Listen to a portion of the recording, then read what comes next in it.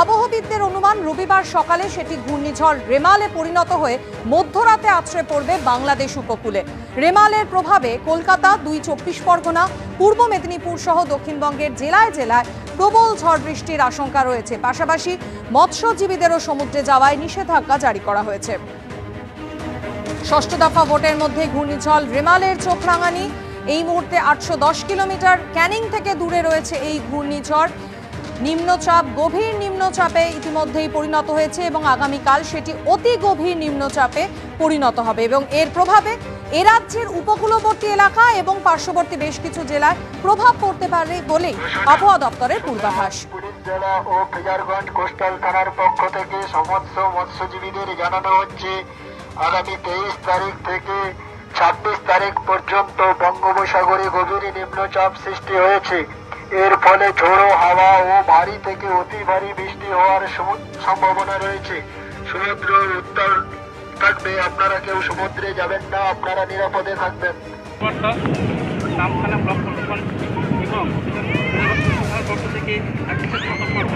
আগামী 24, 25, 26 রেমাল নামক ঝড় আসবে, তাই আপনারা নামবেন না, নিরাপদ করে থাকবেন। নামখানা ব্রহ্মপুত্র এবং পক্ষ থেকে একটি সতর্কবার্তা।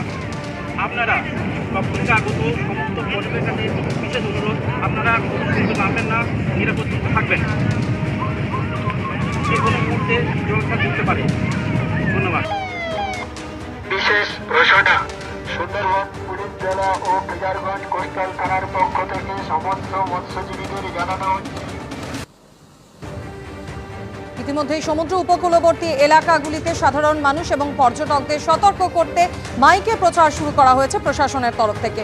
ঘূর্ণিঝড় রেমালের অবস্থান এবং তার কি প্রভাব, কতটা প্রভাব এই মুহূর্তে বিভিন্ন রাজ্যের বিভিন্ন জায়গায় পড়ছে সেই সম্পর্কে বিস্তারিত জানতে সরাসরি কথা বলে নেব। 3 প্রতিনিধি সঙ্গে রয়েছেন। কলকাতা থেকে অরিত্রিক ভট্টাচার্য, কাঁথি থেকে আবির দত্ত এবং দীঘা থেকে রয়েছেন আমাদের অপর প্রতিনিধি সুকান্ত মুখোপাধ্যায়। আমি শুরুতেই সুকান্তর কাছে চলে যাব। সুকান্ত, দীঘাতে রয়েছে তুমি, এখনো পর্যন্ত আবহাওয়ার কোনো পরিবর্তন কি চোখে পড়ছে? দেখো, একেবারে সকাল 9টা পর্যন্ত এই উপকূল ভাগের যে আকাশ ছিল তা কিন্তু মেঘলা ছিল, কিন্তু এখন তুমি দেখতে পাচ্ছ ওয়েদার অনেকটাই কিন্তু পরিষ্কার হয়ে গেছে। তবে আবহাওয়া দপ্তর সূত্রে যেটা খবর যে ইতিমধ্যে ঘূর্ণিঝড়ের প্রভাব কিন্তু বিকেলের পর থেকে পড়া শুরু হয়ে যাবে। আমরা কিছুক্ষণ আগে যে ছবি ওল্ড দীঘাতে দেখাচ্ছিলাম যে কার্যত পুরোপুরি যে উপকূলবর্তী অঞ্চল ছিল, যে বিচ ছিল, সেখানে কিন্তু কাউকে নামতে দেওয়া হচ্ছিল না। কিন্তু এই নিউ দীঘাতে এসে দেখা যাচ্ছে যে কিছু মানুষকে দেখা যাচ্ছে তারা কিন্তু এই মুহূর্তে তুমি দেখতে পাচ্ছ তারা স্নান করছেন, কিন্তু বেশিরভাগ জায়গা আজকে শুক্রবার অন্যান্য উইকেন্ডে যা থাকে সেই তুলনায় কিন্তু ভিড় অনেকটাই কম। এর দুটি কারণ, এক হচ্ছে রাত পোহালেই ষষ্ঠ দফা নির্বাচন, এবং আরও একটি যে বড় কারণ সেটা হচ্ছে রিমালের যে আগাম সতর্কবার্তা, সেখান থেকেও কিন্তু মানুষ সতর্ক হয়েছেন এবং তার জেরে কিন্তু এই যে বিস্তীর্ণ যে জায়গা দীঘা, শঙ্করপুর, তাজপুর, এই বিস্তীর্ণ জায়গাতে কিন্তু ট্যুরিস্ট বা যারা পর্যটক তাদের সংখ্যা অনেকটা কম রয়েছে।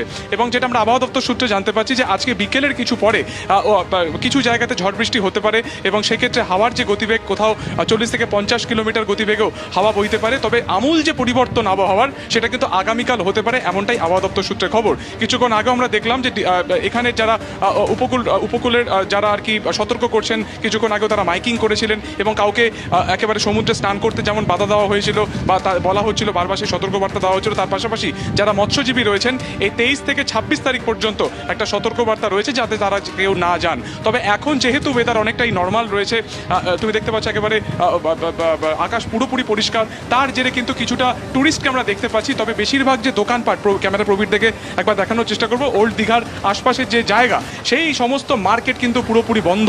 তার একটা বড় কারণ অবশ্যই নির্বাচন এবং আরও একটি কারণ যেটা রয়েছে ঝড়। সব মিলিয়ে উপকূলবর্তী যে জায়গাগুলি রয়েছে শঙ্করপুর, তাজপুর কিংবা এই ওল্ড দীঘা বা নিউ দীঘা, সেখানে কিন্তু পর্যটক অনেকটাই কম। উইকেন্ড হলেও উইকেন্ডের এই সময় যে ভিড়টা থাকে, এক ঝড়ের আগাম সতর্কবার্তা আর রাত পোহালে নির্বাচন, এই দুয়ের জেরে কিন্তু পর্যটক অনেকটাই কম দীঘা বিভিন্ন জায়গাতে। একদমই সুকান্ত, তুমি আমাদের সঙ্গে থাকো। এবার কথা বলে নেবো আমাদের অপর প্রতিনিধি অরিত্রিক ভট্টাচার্যের সঙ্গে। অরিত্রিক, উপকূলবর্তী এলাকাগুলোতে তো ব্যাপক প্রভাব পড়বে, কিন্তু পার্শ্ববর্তী আর কোন কোন জেলায় এর প্রভাব পড়তে চলেছে, কতটা প্রভাব পড়বে, আবহাওয়া দপ্তর কি বলছে? আর দেখো, এখানে প্রভাব বিষয়টাকে আবহাওয়া দপ্তর দুটো ভাগে দেখছে। একটা হচ্ছে ঝড়ের প্রভাব, একটা হচ্ছে বৃষ্টির প্রভাব। দক্ষিণবঙ্গের অধিকাংশ জেলাতেই বৃষ্টির প্রভাব পড়বে এবং সেটা রবিবার এবং সোমবার বেশ কিছু বেশি পরিমাণে বৃষ্টি হবে এমনটাই কিন্তু আলিপুর আবহাওয়া দপ্তর জানাচ্ছে। বিস্তারিত আজকের বুলেটিন কিছুক্ষণ পরেই প্রকাশ করা হবে, তাতে আরও স্পষ্ট করে এই ঘূর্ণিঝড়ের কি পরিণতি হতে পারে, কি পরিস্থিতি তৈরি হতে পারে সেটা বিস্তারিত জানাবে আলিপুর আবহাওয়া দপ্তর। তবে প্রাথমিকভাবে যেটা বলা হচ্ছে, উপকূলবর্তী অঞ্চলে বৃষ্টি বেশি হবে, সেখানে ঝড়ের প্রভাবও থাকবে এবং অন্যত্র কিন্তু 70 থেকে 80 কিলোমিটার বেগে ঝড় এবং তার সঙ্গে বৃষ্টি সেই প্রভাব থাকতে পারে। আগামীকাল থেকেই আবহাওয়ার বেশ কিছুটা বদল আসবে। রোববার সেটা আরও বেশি স্পষ্ট হবে, রোববার থেকে বৃষ্টি বাড়বে, রবি এবং সোমবার বৃষ্টি চলবে এবং রোববার মধ্যরাত্রে বাংলাদেশে খেপুপাড়া এবং পশ্চিমবঙ্গের সাগর আইল্যান্ডের মাঝামাঝি কোনো একটা জায়গায় প্রায় 100 কিলোমিটার বেগে এই ঝড় আঘাত করতে পারে রেমাল, এমনটাই কিন্তু জানা যাচ্ছে। 28 তারিখ অবধি এর প্রভাব চলবে, অর্থাৎ 28 তারিখ পর্যন্ত দক্ষিণবঙ্গের অধিকাংশ জায়গা বৃষ্টিপাত চলবে এমনটাই বলা হচ্ছে এবং সামগ্রিকভাবে ঝড়ের কতটা প্রভাব পড়বে পশ্চিমবঙ্গের বিভিন্ন উপকূলে সেই দিকে কিন্তু আলিপুর আবহাওয়া দপ্তর নজর রাখছে। কিছুক্ষণ পর বুলেটিন দেওয়া হবে, তাতে হয়তো ঝড়ের গতি প্রকৃতি আরও কিছুটা স্পষ্টভাবে অনুধাবন করতে পারবেন আলিপুর আবহাওয়া দপ্তরের বিজ্ঞানীরা। একদমই অরিত্রিক, তুমি আমাদের সঙ্গে থাকো। আলিপুর আবহাওয়া দপ্তর সূত্রে যেমনটা জানা যাচ্ছে যে বঙ্গোপসাগরে তৈরি হওয়া নিম্নচাপ ইতিমধ্যেই গভীর নিম্নচাপে পরিণত হয়েছে এবং আগামীকাল তা অতি গভীর নিম্নচাপে পরিণত হবে। আর এবার আপনাদের শোনাবো আবহাওয়া দপ্তরের তরফ থেকে গতকাল এই ঘূর্ণিঝড় রেমাল সম্পর্কে ঠিক কি বলা হয়েছে। ওটা হিট করার সম্ভাবনাটা হচ্ছে যে মোস্টলি বাংলাদেশ কোস্ট, তবুও কথা হচ্ছে ওখানে একটা ক্ষীণ সম্ভাবনাও আছে যে আপনার বাংলাদেশ এবং কি বলে ওয়েস্ট বেঙ্গল কোস্টে হিট করার। কলকাতা এবং হাওড়া 26 তারিখে আপনার অরেঞ্জ ওয়ার্নিং দেওয়া হয়েছে, বুঝলেন, এবং সেদিনে আপনার থান্ডারস্টর্ম উইথ লাইটনিং এবং gusty wind 70 to 80 kilometre per hour গতিবেগে সতর্কবার্তা দেওয়া হয়েছে এবং ওই দিনে কিন্তু কলকাতায় হেভি টু ভেরি হেভি রেনের সম্ভাবনা আছে। আর এবার আপনাদের সরাসরি নিয়ে যাব কাঁথিতে, সেখান থেকে রয়েছেন প্রতিনিধি আবির দত্ত। আবির, আবহাওয়া দপ্তরের পূর্বাভাস উপকূলবর্তী এলাকা এবং পার্শ্ববর্তী জেলাগুলিতে এর প্রভাব পড়তে পারে, তো সেক্ষেত্রে কোনো রকম প্রশাসনিক তৎপরতা কি চোখে পড়ছে? অন্যদিকে এই মুহূর্তে কাঁথির আবহাওয়া ঠিক কিরকম? দেখো, প্রত্যক্ষ বা পরোক্ষভাবে প্রভাব পড়বে কিনা সেটা বলবে সময়, কিন্তু যেটা আমরা জানি যে আগামীকাল নির্বাচন রয়েছে এই পূর্ব মেদিনীপুর জেলায়, তার মধ্যে অন্যতম কাঁথি, দীঘা সংলগ্ন এই যে কাঁথি, সেখানে ইতিমধ্যে একটি ডিসিআরসির সামনে রয়েছে। যারা ভোট কর্মীরা তারা কি ভাবছেন, এই যে ঝড়ের একটা ভ্রুকুটি রয়েছে বা একটা পূর্বাভাস রয়েছে, সেই নিয়ে তাদের বক্তব্য কি দিব্যেন্দু সিংহকে বলছি দেখানোর জন্য। বিভিন্ন জায়গায় যে ছবিটা, এখানেও ঠিক একই রকম ভোট কর্মীরা তারা তাদের বুথে বুথে যাচ্ছেন। একটা ঝড়ের পূর্বাভাসের কথা বলা হয়েছে, সেটা নিয়ে আপনারা কি ভাবছেন? একটা আশঙ্কা রয়েই গেছে। এমনিতে তো সকালে খুব প্রবলেম নিয়ে তো এসেছি, মানে ইলেকশনে যে বাসগুলো আছে তাও তো আমরা সে ঠিক মতো পাইনি, আমরা তো পাবলিক বাসেই এসেছি। তারপরে কালকে নিয়ে তো মানে আজকে যদি এই অবস্থা হয়েছে, কালকে বাড়ি ফেরার পথে আমরা কি করে যাব নিয়ে খুব চিন্তায় আছি। এটা নিয়ে ঝড়েরটা নিয়ে চিন্তা আছে? খুবই চিন্তায় আছি যে কালকে আমরা কিভাবে কালকে তো আসবে না, আসবে রবিবার, কিন্তু কালকে একটা বৃষ্টির প্রভাব থাকবে। সেটাই এটা নিয়ে আমরা খুব চিন্তিত যে কিভাবে ফিরবো বা কিছু, বা আমরা তো চাইছি যে মানে ভালোভাবে যেন আমাদের ফেরা, সেই ব্যবস্থাটা পাচ্ছেন না।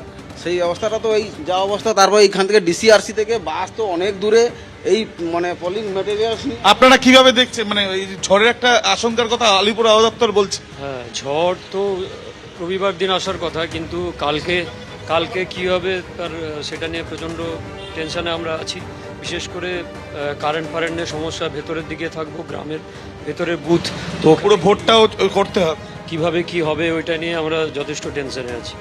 তুমি দেখতে পাচ্ছ আশঙ্কার জায়গা এখানেও শুধুমাত্র প্রাকৃতিক দুর্যোগ, সেখানে উপকূলীয়বর্তী অঞ্চলে সেখানে ব্যবসা বাণিজ্য থেকে আরম্ভ করে পর্যটন, সেগুলো শুধু ধাক্কা খাবে বা এরকম একটা আশঙ্কার জায়গা যেমন থাকছে। ওই জন্য আলিপুর আবহাওয়া দপ্তর এই পূর্বাভাস দিয়েছে। তার সঙ্গে সঙ্গে যেহেতু কালকে ভোট রয়েছে, ভোট কর্মীরা তারাও কিন্তু ভাবছেন যে কিভাবে সম্পূর্ণভাবে টানা বৃষ্টি পড়লে বা ঝড় যদি আসে, সেই ক্ষেত্রে ভোট কিভাবে তারা সম্পূর্ণভাবে পরিচালিত করবেন বা তারপরে তারা সেখান থেকে তাদের যাতায়াতের ব্যবস্থাটা সেটা যেন যথাযথ থাকে, সেই আবেদনই তারা করছেন, আশঙ্কায় তারাও রয়েছেন। অবশ্যই পুরো পরিস্থিতির দিকে আমাদের নজর থাকবে। আবির ধন্যবাদ, অরিত্রিক এবং সুকান্ত তোমাদেরকেও ধন্যবাদ। অন্যদিকে মুখ্যমন্ত্রী মমতা বন্দ্যোপাধ্যায় তিনি গতকাল এই ঘূর্ণিঝড়ের প্রেক্ষিতে বলেছেন যে প্রতি বছর বাংলায় ঘূর্ণিঝড় হবে, আমরা এখন ফ্লাড সেন্টার করে দিয়েছি, আপনাদের সেখানে আনা হয়। আগামী 2-3 দিন মৎস্যজীবীদের সমুদ্রে যেতেও নিষেধ করা হয়েছে। আর কি বলেছেন শোনাব। বাংলা নদীমাতৃকার জেলা, প্রতি বছর নয় আমফান, নয় সুনামি, নয় একটা না একটা কিছু জুটছেই, এবং প্রতি বছর সাইক্লোন হবে, ঝড় হবে, জল হবে, মানুষের কষ্ট হবে। আগে তো মানুষ জলে মরে যেত, কেউ জানতেও পারত না। আমরা এখন এই ফ্লাড শেল্টার অনেকগুলো তৈরি করেছি, এবং এটা তৈরি করার ফলে এরকম ধরনের ঘটনা ঘটলে প্রশাসন আপনাদের নিয়ে আসে। যেমন মৎস্যজীবী যারা আছেন তাদের মাছ ধরতে যাওয়া বারণ আছে 2-3 দিন। আর এবার আপনাদের দেখাবো কেদারনাথের ঘটনা। বড়সড় দুর্ঘটনা থেকে রক্ষা। খারাপ আবহাওয়ায় বেসামাল হেলিকপ্টার, 7 যাত্রীকে নিয়ে বেসামাল হয়ে গেল হেলিকপ্টার। কেদারনাথের ছবি আপনারা দেখতে পাচ্ছেন। নিয়ন্ত্রণ হারিয়ে মন্দিরের সামনে অবতরণের ঠিক আগে আকাশে এইভাবে পাক খেতে থাকে এই কপ্টারটি। একেবারে খেলনা কপ্টারের মতো শূন্যে পাক খেতে থাকে এই হেলিকপ্টার, এবং তারপর নির্দিষ্ট অবতরণের জায়গা থেকে মাত্র 1 কিলোমিটার আগে জরুরি অবতরণ সম্ভব হয়। ভাগ্যক্রমে বেঁচে যান হেলিকপ্টারের মধ্যে থাকা তীর্থযাত্রীরা। আপনারা জানেন কয়েকদিন আগেই কেদারনাথের 4 ধাম যাত্রা ফের একবার শুরু হয়েছে, এবং তারপরে পুণ্যার্থীদের ভিড়। আর তারই মধ্যে এই কপ্টার সেটা বিপাকে পড়েছে খারাপ আবহাওয়ার কারণে। একেবারে বেসামাল অবস্থা হেলিকপ্টারের।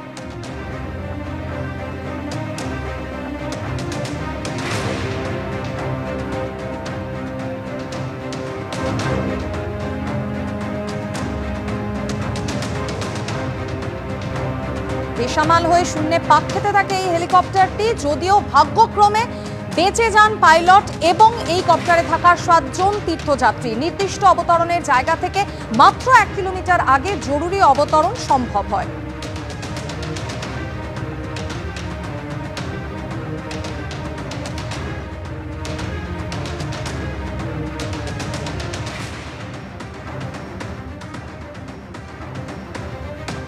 খারাপ আবহাওয়ার কারণে একদিকে যখন কেদারনাথে বিপাকে পড়ল কপ্টার, তখনই অন্যদিকে ঘূর্ণিঝড় রেমাল এ রাজ্যেও চোখ রাঙাচ্ছে, এবং সে কারণে চিন্তিত বঙ্গবাসী। আপনাদের যেমনটা জানাচ্ছিলাম, ক্যানিং থেকে এই মুহূর্তে 810 কিলোমিটার দূরে রয়েছে ঘূর্ণিঝড় রেমাল, এবং আবহাওয়া দপ্তরের পূর্বাভাস এ রাজ্যের উপকূলবর্তী এলাকা সহ পার্শ্ববর্তী বেশ কিছু জেলায় এর যথেষ্ট প্রভাব পড়তে পারে। এই মুহূর্তে সরাসরি কাকদ্বীপ থেকে রয়েছেন আমাদের প্রতিনিধি গৌতম মণ্ডল। গৌতম, তোমার আশপাশের ছবিটা দেখতে পাচ্ছি, সমুদ্র একবারে গর্জন করছে।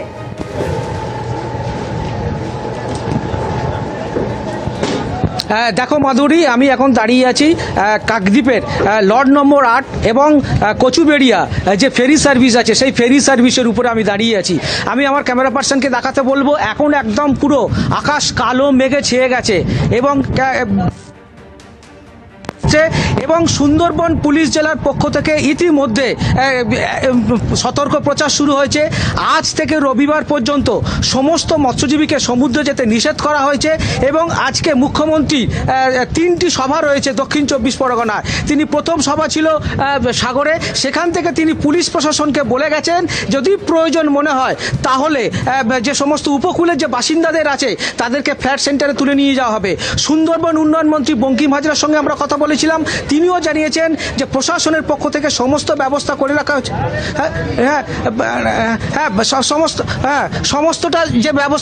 সমস্তটা ব্যবস্থা করা হয়েছে যাতে এই যে অতীতে সুন্দরবনের উপরে আয়লা থেকে আমফান এবং ইয়াস প্রত্যেকবারই এই মে মাসে বড় বড় দুর্যোগ ঘনিয়ে এসেছে। এইবারেও সতর্ক প্রশাসন, কারণ অতীতের অভিজ্ঞতা নিয়ে প্রশাসন চেয়েছে এবারে যাতে যেহেতু নির্বাচন চলছে, এইখানে এই দক্ষিণ 24 পরগনাতে শেষ দফার নির্বাচন আছে আগামী 1 জুন, তার আগে পুরো দমে প্রচার চলছে, সমস্ত রাজনৈতিক দল প্রচার করছে। আজকের মুখ্যমন্ত্রী বলে গেছেন যে প্রশাসনকে সতর্ক থাকতে হবে, যদি প্রয়োজন হয় তাহলে উপকূলের যে বাসিন্দা তাদেরকে ইতিমধ্যে তুলে নিয়ে যেতে হবে, এবং ইতিমধ্যে ব্লক প্রশাসনের পক্ষ থেকে সুন্দরবনের যে 13টি ব্লক রয়েছে দক্ষিণ 24 পরগনার, প্রত্যেককে ব্লককে সতর্ক করা হয়েছে এবং ত্রাণ মজুত করা হয়েছে। এখনো পর্যন্ত আমরা যা দেখতে পাচ্ছি যে আজকের পর থেকে এই দুর্যোগ কিন্তু আস্তে আস্তে যে রেমাল যে ঘূর্ণিঝড়, তার সম্ভাব্য যে ঘূর্ণিঝড় রেমাল, তার প্রভাব পড়তে শুরু করেছে। এই মুহূর্তে কাকদ্বীপের আকাশ কালো মেঘে ছেয়ে গেছে। এই মুড়িগঙ্গা নদীর উপরে আমরা দেখতে পাচ্ছি আকাশ কালো মেঘে ছেয়ে হয়েছে, নিকষ কালো অন্ধকার। দিনের বেলায় কার্যত আধার নেমে এসছে কাকদ্বীপের, এর সঙ্গে সঙ্গে বিদ্যুৎ চমকাচ্ছে এবং বজ্রপাতও শুরু হচ্ছে আস্তে আস্তে। এবং যে দুর্যোগ, সেই দুর্যোগ মোকাবিলায় একেবারেই সতর্ক প্রশাসন এবং রেমাল যে ঘূর্ণিঝড় তার যে সতর্কবার্তা আবহাওয়া দপ্তর যা জানিয়েছে যে আগামী 26 তারিখ রাতে বাংলাদেশের খেপুপাড়া এবং সাগরদ্বীপের মাঝখানে এটা ল্যান্ডফল হতে পারে এবং ঘন্টায় 90 থেকে 100 কিলোমিটার বেগে জোড়ো বাতাস বইতে পারে এবং সঙ্গে মুষলধারে বৃষ্টি হবে। সেই বিষয়ে এই যে উপকূলের বাসিন্দারা তারা দীর্ঘদিন জানেন যে এই ধরনের প্রাকৃতিক বিপর্যয় এলে তাদেরকে সতর্ক থাকতে হয়। তাদের যে প্রয়োজনীয় কাগজপত্র তারা তা নিয়ে স্কুল বাড়ি বা ফ্ল্যাট সেন্টারে উঠে যায়। মাধুরী, অর্থাৎ স্থানীয় বাসিন্দা এবং পুলিশ প্রশাসন সকলেই অত্যন্ত তৎপর এই ঘূর্ণিঝড় রেমালের মোকাবিলায়। ধন্যবাদ গৌতম। আর এই মুহূর্তে সরাসরি আপনাদের শোনাবো সন্দেশখালীতে কি বলছেন বিরোধী দলনেতা শুভেন্দু অধিকারী। তাহলে নিশ্চিতভাবে পূবের আকাশে নতুন সূর্যোদয় ঘটবে, গণতন্ত্র শান্তি প্রতিষ্ঠা হবে, উন্নয়নের জয়যাত্রা চালু হবে। আমি এই পবিত্র সন্দেশখালীর মাটিকে প্রণাম করে এখানকার গণদেবতা জনতা জনার্দন, বিশেষ করে শক্তি স্বরূপা মাতৃমণ্ডলী দেবী শক্তি, তাদের সবাইকে যথাযথ স্থানে সম্মান নিবেদন করি। আমরা এখানে আজকে আন্দোলনের কর্মসূচিতে তো আমরা অনেকবার এসেছি, অনেক বাধা বিপত্তি কাটিয়ে এসেছি, কিন্তু আজকে আমরা এসেছি সন্দেশখালীর আন্দোলন যাতে গণতান্ত্রিক পদ্ধতিতে মানুষের আশীর্বাদ সমর্থনে জয়যুক্ত হয়, সেই আবেদন আপনাদের কাছে নিয়ে আমাদের এই সভাতে উপবিষ্ট আছেন আমাদের মান্যবর জেলার সভাপতি সম্মানীয় তাপস ঘোষ মহোদয়, উপবিষ্ট আছেন প্রধানমন্ত্রী নরেন্দ্র মোদীজির আশীর্বাদ ধন্যা প্রার্থী ভারতীয় জনতা পার্টির শ্রীমতী রেখা পাত্র মহোদয়া। যেহেতু একজনের বেশি দুজনকে প্রার্থী করা যায় না, আমরা সন্দেশখালীর এই সমগ্র যে মাতৃশক্তি, এই মাতৃশক্তিকে আমরা প্রার্থী করেছি, এই সবাইকে আমরা প্রার্থী করেছি। ইলেকশন কমিশন বা ভারতের সংবিধানের নিয়ম অনুযায়ী একজনকে প্রার্থী করতে হয়েছে, কারণ একজনই প্রতীক পাবেন।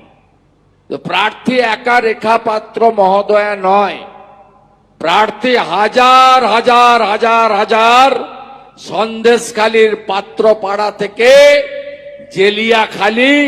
জেলিয়াখালী থেকে বেড় মজুর যত মা দিদি বোন লড়েছেন সবাই এই নির্বাচনে প্রার্থী। আপনাদের সকলকে ধন্যবাদ জানিয়ে আমাদের মান্যবর নেতৃত্ব আছেন ক্লাস্টার ইনচার্জ সম্মানীয় কৃষ্ণেন্দু মুখার্জি, আমাদের মধ্যে রাজ্যের সম্পাদিকা, আপনাদের এই লড়াইতে আইনি সাহায্য নিয়ে যিনি কোর্টে লড়েছেন, আপনাদের এখানেও একাধিকবার নিজ উদ্যোগে ব্যক্তিগত উদ্যোগে যিনি এখানে এই লড়াইকে কার্যত এগিয়ে নিয়ে যাওয়ার নিরন্তর প্রয়াস করছেন, আমাদের বোন প্রিয়াঙ্কা টেবরিয়ালকে ধন্যবাদ জানাই।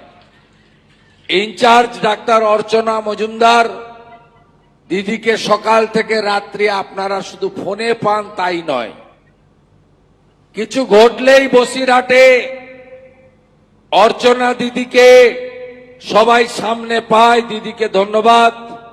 বিকাশ সিং কনভেনার লোকসভায়, দাদা জেল খেটেছেন, অত্যাচার সহ্য করেছেন।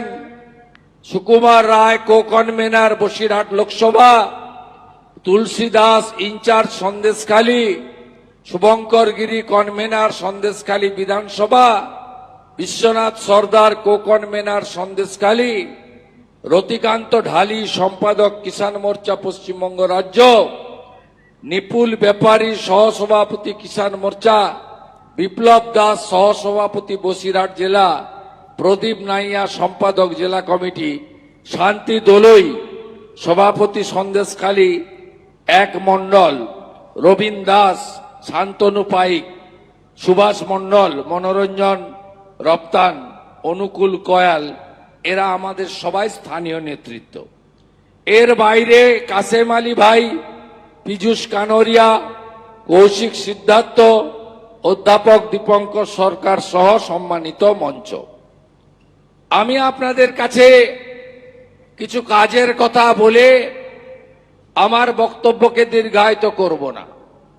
এই ভোট আপনাদের করতে হবে, আপনারা সবাই রাজি তো?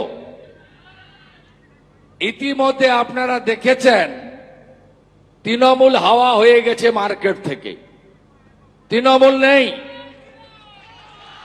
কে আছে? তৃণমূলের বদলে আমিনুল আছে, এসডিপিও। এরও নামের পিছনে একটা ল, তোলামূল ল, এও আমিনুল। এই বেটা তার যে বস আছে মেহেদি হাসানকে সাথে নিয়ে শুধুমাত্র দুটো জিনিস করছে, একটা মামলা আর একটা হামলা। শিরোনাম এই মুহূর্তে। নিউ টাউনে বাংলাদেশের সাংসদ খুনে বনগায় গ্রেফতার মুম্বাইয়ের কসাই। পরিচয় লোপাটে চামড়া ছাড়িয়ে কাটা হয়েছিল হাড়, মাংস, দাবি সিআইডি সূত্রে। ক্যানিং থেকে দূরত্ব 800 কিলোমিটার।